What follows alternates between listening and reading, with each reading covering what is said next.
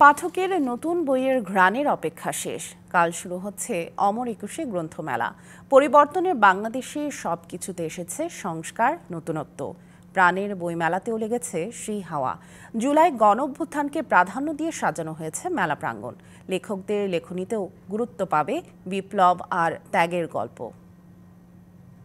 লাল শহীদদের শোকে কালো আর শুভ্রতার সাদা প্রাধান্য পাবে গণ অভ্যুত্থান পরবর্তী এবারের অমর একুশে গ্রন্থমেলায়, যেখানে বেড়েছে স্টলের সংখ্যা, গুরুত্ব পাবেন তরুণ লেখকরা, আর গল্পে থাকছে জুলাই গণ অভ্যুত্থান। অমর একুশে গ্রন্থমেলার এবারের প্রতিপাদ্য জুলাই গণ অভ্যুত্থান, নতুন বাংলাদেশ বিনির্মাণ। ৬০০-র বেশি প্রতিষ্ঠান নিয়ে সোহরাওয়ার্দী উদ্যান ও বাংলা একাডেমি প্রাঙ্গণে চলছে শেষ সময়ের প্রস্তুতি। ১০-১৫ দিনের মধ্যে মেলা কাজ কমপ্লিট করা, এটা ওরকমই ছিল।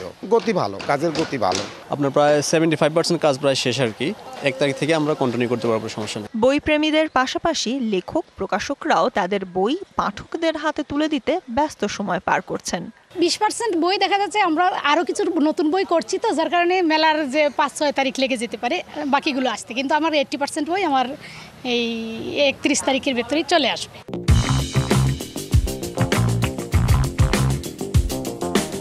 তরুণদের প্রত্যাশা, এবারের মেলায় থাকবে না কোনো রাষ্ট্রভাষা আন্দোলন বিরোধী, মুক্তিযুদ্ধ বিরোধী, ২০২৪-এর গণ অভ্যুত্থান বিরোধী, যে কোনো জাতিসত্তা বিরোধী, সাম্প্রদায়িক এমন কোনো বই। তুলে ধরা হবে সঠিক তথ্য।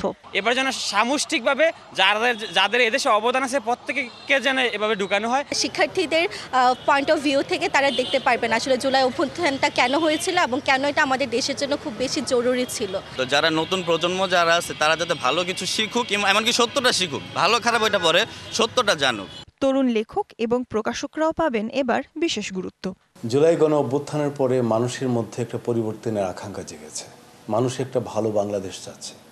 এটা হচ্ছে এবারের বইমেলার শক্তি, এবং আমরা বিশ্বাস করি যারা গণ অভ্যুত্থানে অংশগ্রহণ করেছে, বিশাল তরুণ, তারা বইমেলায় আসবেন, বইয়ের সঙ্গে তারা থাকবেন।